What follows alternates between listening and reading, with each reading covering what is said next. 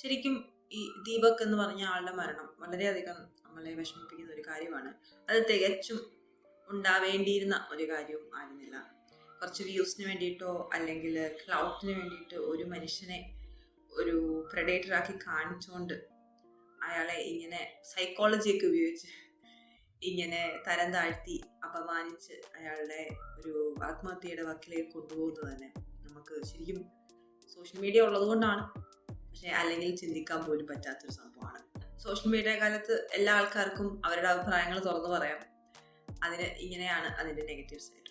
പക്ഷെ അതിനെ തുടർന്ന് അല്ലെങ്കിൽ ആ ഒരു മരണത്തിനോടുള്ള നമ്മുടെ മലയാളികളുടെ റിയാക്ഷൻ അതിലും ഭയാനകവും അതിലും വിഷമിപ്പിക്കുന്ന ഒരു സംഭവമായിട്ടാണ് എനിക്ക് തോന്നിയത്. ഈ ഒരൊറ്റ സംഭവം കൊണ്ട് മാത്രം മലയാളി സ്ത്രീകളെ ഒന്നടങ്കം ഇങ്ങനെ ആക്ഷേപിച്ച് നെയിം കോൾ ചെയ്ത് അവരെ ഇങ്ങനെ സെക്ഷലൈസ് ആയി ഇത്രയും മിസ്ജിനിസ്റ്റിക് ആയിട്ടൊരു സമൂഹം എങ്ങനെ പെരുമാറാൻ പറ്റും ഈ ഒരൊറ്റ സംഭവത്തിന്റെ മാത്രം പേരിൽ എന്ന് എനിക്ക് മനസ്സിലാവുന്നില്ല.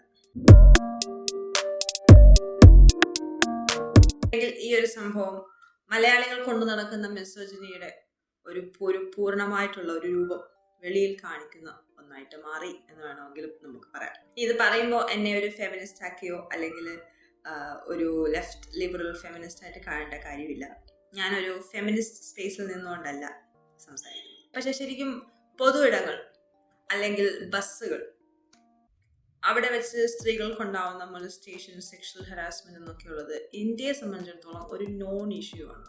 അതിനുള്ള കാരണം തന്നെ അത് അത്രമാത്രം കോമൺ ആണ്, എന്നും എപ്പോഴും നടക്കുന്ന ഒരു കാര്യമായതുകൊണ്ട് സ്ത്രീകൾക്കും പുരുഷന്മാർക്കും ഈ സമൂഹത്തിനും സെക്ഷൽ ഹരാസ്മെന്റ്, പബ്ലിക് സ്പേസിലുള്ള സെക്ഷൽ ഹരാസ്മെന്റ് ഒരു പ്രശ്നമേ അല്ല. ഞാനും ഇന്ത്യയിൽ ജനിച്ചു വളർന്ന ഒരാളായതുകൊണ്ട് തന്നെ എനിക്കും ഉണ്ടായിട്ടുണ്ട് ഇദ്ദേഹത്തെ കുറേ അനുഭവങ്ങൾ.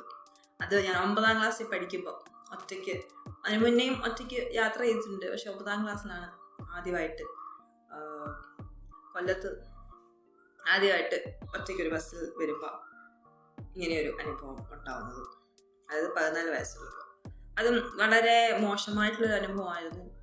എനിക്ക് 1 മാസത്തോളം പേടിയായിരുന്നു ഇങ്ങനൊരു സംഭവം ഉണ്ടായതിനു ശേഷം. ആരോട് പറയാൻ പോലും പേടിയാണ്. പക്ഷെ നമുക്കറിയാലോ, ഇങ്ങനൊരു ഇഷ്യൂ ഉണ്ടായാൽ നമ്മളെയാണല്ലോ കുറ്റം പറയാം. ഒരു കുട്ടിയായിരുന്നാൽ പോലും അതെ നമ്മളെ തന്നെയാണ് കുറ്റം പറയാം. അതുകൊണ്ട് ഒരാളോട് പോലും മിണ്ടാതെ 1 മാസത്തോളം കാലം ഞാൻ ഇത് ഓർത്ത് പേടിച്ച് നിന്നിട്ടുണ്ട്. പിന്നെയും ഒരു വർഷത്തിലൊരിക്കൽ അല്ലെങ്കിൽ 6 മാസത്തിലൊരിക്കൽ എന്നുള്ള കണക്കിൽ ഇങ്ങനെ മൊലസ്റ്റേഷൻ, സെക്ഷൽ ഹറാസ്മെന്റ് ഉണ്ടായിക്കൊണ്ടേയിരിക്കും. ഞാനിവിടെ ക്യാറ്റ് കോളിങ്ങോ അല്ലെങ്കിൽ നമ്മളെ വല്ലാണ്ട് സ്റ്റെയർ ചെയ്യുന്നോ അതിനെപ്പറ്റിയല്ല പറയുന്നത്.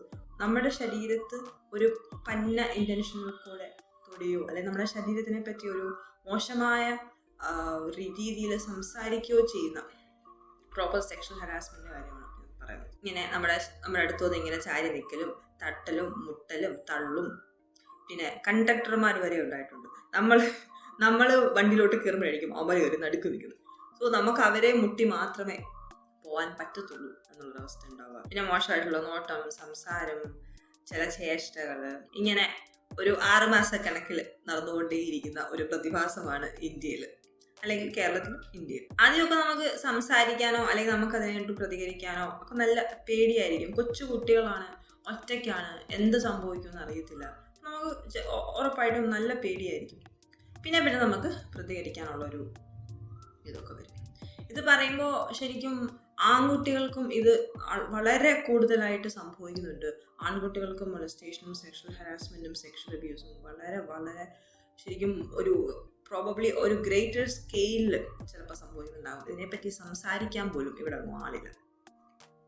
സോ പിന്നെ നമ്മൾ പ്രതികരിച്ചു തുടങ്ങും. ചിലപ്പോഴൊക്കെ പിന്നെയും സ്റ്റണ്ടായി പോകും, പക്ഷെ അല്ലെങ്കിൽ ഒരു ഫ്രീസ് ആയി പോകും. പക്ഷെ മാക്സിമം ഒരു പ്രതികരണം ചെയ്യുന്നതോടെ അവർ പേടിച്ചു പോവുകയാണ് ചെയ്യാറ്. പിന്നെ നമ്മൾ ഉറപ്പായിട്ടും പബ്ലിക് ട്രാൻസ്പോർട്ട് എന്ന് പറഞ്ഞൊരു സംഭവം സ്ത്രീകൾക്ക് ഇന്ത്യയിൽ വളരെ പേടിപ്പെടുത്തുന്ന ഒരു സംഭവം. അതുകൊണ്ട് നമ്മൾ മാക്സിമം ഒഴിവാക്കാനും ശ്രമിക്കാറുണ്ട്. ഇപ്പം മിക്കവാറുള്ള സ്ത്രീകൾക്കെല്ലാം പ്രൈവറ്റ് വാഹനങ്ങളുണ്ട്.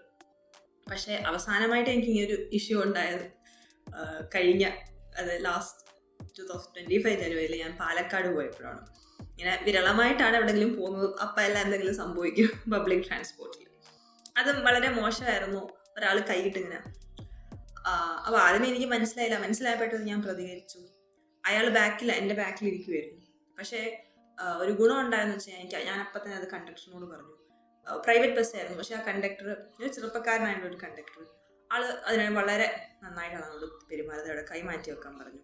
പിന്നെ സീറ്റ് ഒഴിഞ്ഞ ഉടനെ ഞാനും എൻ്റെ അമ്മയും കൂടി ഉണ്ടായിരുന്നു, ഞങ്ങളെ അപ്പോഴേ വേറൊരു സീറ്റിലോട്ട് മാറ്റി. ഇന്ന് സമൂഹം കുറേയേറെ ഇങ്ങനത്തെ ഒരു ഇഷ്യൂല് സെൻസിറ്റീവ് ആയിട്ടുണ്ട്. ഒരുപാട് മാറ്റം സമൂഹത്തിന് വന്നിട്ടുണ്ട്. അതുകൊണ്ട് സ്ത്രീകൾക്ക് കുറച്ചും കൂടി ഒരു സേഫ്റ്റി ഫീൽ ചെയ്യാനുള്ള ചാൻസ് കൂടുതലാണ്. പക്ഷെ അപ്പോഴാണല്ലോ ഇങ്ങനത്തുള്ള സംഭവങ്ങൾ ഉണ്ടാകുന്നത്. ഇത് എനിക്ക് മാത്രം ഉള്ള ഒരു എക്സ്പീരിയൻസ് അല്ല. നമ്മുടെ അമ്മമാർക്കും നമ്മുടെ ചേച്ചിമാർക്കും നമ്മുടെ കൂടെയുള്ള എല്ലാ സ്ത്രീകളും മുന്നേ പറഞ്ഞോണം എന്നും അനുഭവിക്കുന്ന ഒരു വളരെ ഒരു ഹേർഡിലാണ്. നമ്മൾ വെളിയിലോട്ട് ഇറങ്ങി എങ്ങോട്ടെങ്കിലും പോകുന്നവരെ എന്ത് നമുക്ക് സംഭവിക്കാം, ആരൊക്കെ നമ്മൾ എങ്ങനെ ട്രീറ്റ് ചെയ്യാം എന്ന് നമുക്ക് തന്നെ അറിയത്തില്ല. അത്രയും അൺസേഫ് ആണ് ഇന്ത്യയിലെ ഓരോ പബ്ലിക് സ്പേസസ്.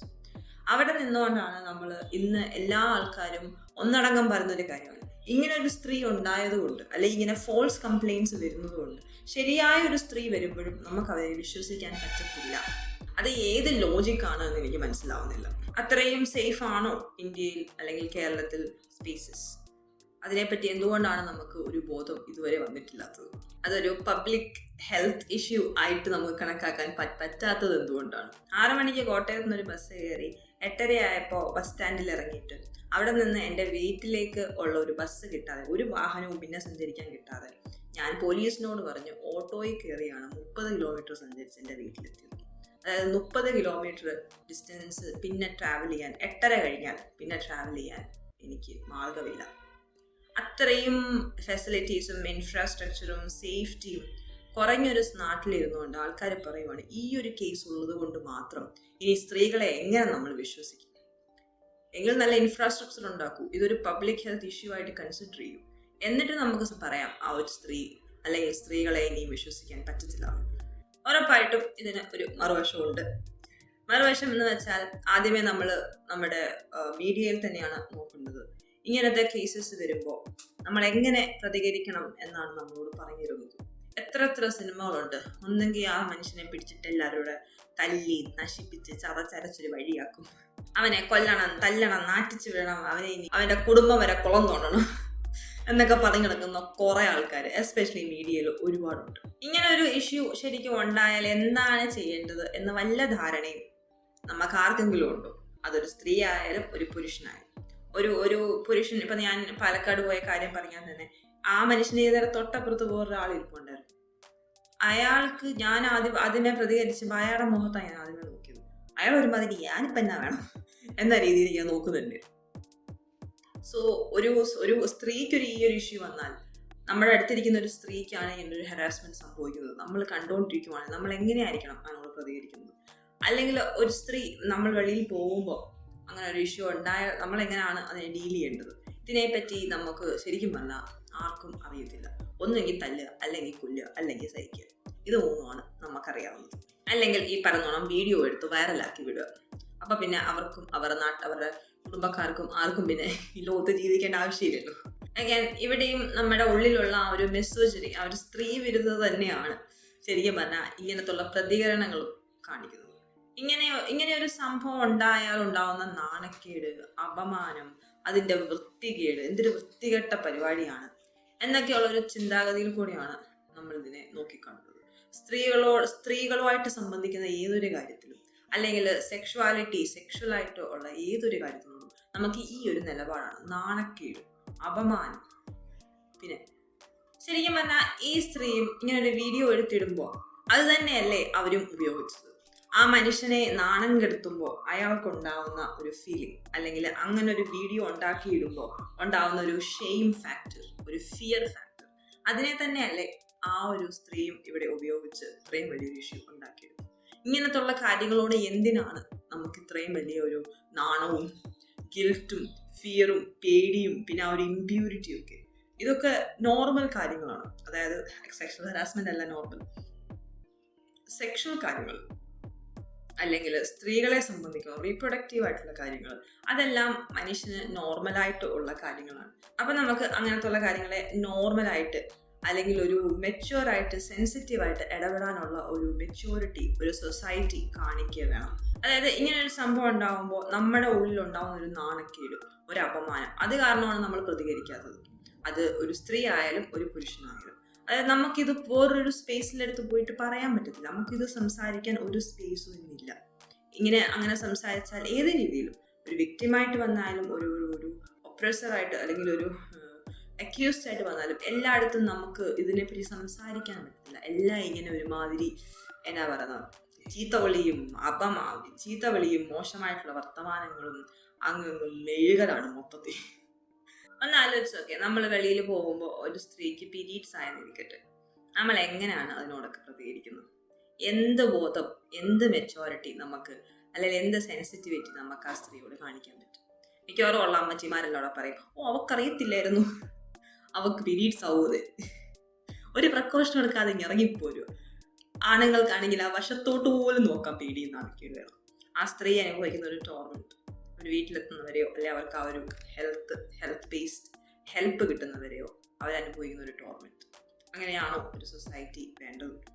ഇതിനെ ഒരു ഓൾട്ടർനേറ്റീവ് രീതിയിൽ കാണുവാണെങ്കിൽ, ഒരാൾ ഇപ്പോൾ ഞാൻ നടന്നു പോകുമ്പോൾ എൻ്റെ വീഡിയോ എടുക്കുവാണ്, എനിക്കത് ഇഷ്ടപ്പെട്ടില്ല എങ്കിൽ എനിക്ക് നേരെ പോയി ചോദിക്കാൻ പറ്റില്ലേ, എന്തിനാണ് നിങ്ങൾ എൻ്റെ വീഡിയോ എടുക്കുന്നത്, നിങ്ങളുടെ ഉദ്ദേശം എന്താ എന്ന് ചോദിക്കാൻ പറ്റണം. എന്തുകൊണ്ടാണ് മനുഷ്യൻ അങ്ങനെ ചോദിക്കാൻ പറ്റിയില്ല? ഈ ഒരു അപമാന ബോധം, ഈ ഒരു ഷെയിം ഉള്ളിൽ കിടക്കുന്നത് കൊണ്ടാണ് അയാൾക്ക് ചോദിക്കാൻ പറ്റാത്തത്. ഒന്നേ ഒരു സ്ത്രീയോട് സംസാരിക്കാനുള്ള ബുദ്ധിമുട്ട്, അല്ലെങ്കിൽ ആ സ്ത്രീ ഇങ്ങനെങ്ങാനുമാണ് ചെയ്തതെങ്കിൽ അത് നാട്ടുകാരറിഞ്ഞാൽ, അല്ലെങ്കിൽ അവർ പ്രശ്നം ഉണ്ടാക്കിയാൽ എനിക്കുണ്ടാവാൻ പോകുന്ന അപമാനം, ഇങ്ങനത്തുള്ള വളരെ ഒരു യൂസും ഇല്ലാത്ത ഷെയിം, ഗിൽറ്റും ഫിയറും നമ്മുടെ ഉള്ളിൽ ഇങ്ങനെ ഒരു സമൂഹം മൊത്തം ഇങ്ങനെ പേറിക്കൊണ്ട് നടക്കുന്നത് കൊണ്ടാണ് ഈ ഇഷ്യൂസിനൊന്നും ഒരിക്കലും സൊല്യൂഷൻ കണ്ടുപിടിക്കാതെ ഇങ്ങനത്തുള്ള ഇഷ്യൂസിനെല്ലാം ആൾക്കാർ സൂയിസൈഡിലേക്ക് പോകേണ്ടി വരുന്നത്.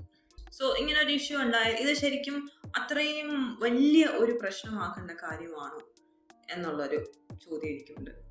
ഇങ്ങനെ ഒരു ഇഷ്യൂ നമുക്കുണ്ടായാൽ നമ്മൾ ആദ്യമേ അത് കണ്ടക്ടറിനോട് പറയുന്നു, അല്ലെങ്കിൽ നമ്മൾ അവിടെ KSRTC ബസ്സുകളിൽ മിക്കവാറും ഹെൽപ്പ് ലൈൻ അസിസ്റ്റൻസ് നമ്പേഴ്സ് ഉപയോഗിച്ചിട്ടുണ്ടായിരിക്കും. നമുക്ക് അവരെ വിളിച്ച് പറയാം, നമുക്ക് പോലീസിനോട് പറയാം, നമുക്ക് വനിതാ പോലീസിനോട് പറയാം. ഇനി ആൺകുട്ടികൾക്കാണ് ഇങ്ങനെ ഉണ്ടാവുന്നെങ്കിൽ അവർക്ക് എന്ത് ചെയ്യണമെന്ന് എനിക്കറിയില്ല, അവർക്കും പോലീസിൽ കംപ്ലൈൻറ്റ് ചെയ്യണം ശരിക്കും. അങ്ങനെ നമുക്ക് ഇങ്ങനത്തുള്ള ഒരു ഇഷ്യൂ അത് വളരെ ചെറിയ രീതിയിൽ, അല്ലെങ്കിൽ ഇങ്ങനെ ഒരു ബ്ലോണപ്പ് ആവാത്ത രീതിയിൽ നമുക്കിത് ഡീൽ ചെയ്യാൻ പറ്റുന്നിടത്താണ് നമ്മുടെ സമൂഹം മുന്നോട്ട് പോയി എന്ന് നമുക്ക് പറയാൻ പറ്റുന്നത്. ഇതിലും വലിയ വലിയ കാര്യങ്ങൾ ഈ നാട്ടിൽ ഇപ്പോൾ നടന്നുകൊണ്ടിരിക്കുമ്പോഴും നമുക്കിങ്ങനെ ഓരോ മനുഷ്യരുടെ പ്രൈവറ്റ് പാർട്സിനെ പറ്റി സംസാരിക്കാനേ സമയമുള്ളൂ എന്നുള്ളതിൽ വളരെയധികം ഞാൻ ഖേദിക്കുന്നു. ആൻഡ് അതും ഒരു സെൻസിറ്റിവിറ്റി ഉണ്ടാക്കേണ്ട ഒരു രീതിയിലുമല്ല സംസാരിക്കുന്നത്. വളരെ വൾഗറായിട്ടും ഈ ഒരു ഇഷ്യൂവിനെ എങ്ങനെ എത്രയും മോശവൽക്കരിക്കാമോ അത്രയും മോശവൽക്കരിച്ച് സംസാരിക്കുന്ന ഒരു മീഡിയ ആണ് നമുക്ക് ചുറ്റുമുള്ളത്. സോ ഇതിലും വലിയ ഒരുപാട് ഇഷ്യൂസ് നമുക്ക് നേരിടാനുണ്ട്. ഞാൻ രാഹുൽ ഈശ്വറിനെ പറ്റി ഒരു വീഡിയോ ചെയ്യുന്നുണ്ട്, അത് അപ്ലോഡ് ചെയ്യാൻ വരുന്നതിന് അത് എഡിറ്റ് ചെയ്യുന്ന സമയത്തിനുള്ളിലാണ് ഈ ഇഷ്യൂ ഉണ്ടായത്. സോ അതും കാണണമെങ്കിൽ സബ്സ്ക്രൈബ് ചെയ്യുക, ഇഷ്ടപ്പെട്ടെങ്കിൽ അതെങ്കിലും ഷെയർ ചെയ്യുക. So by.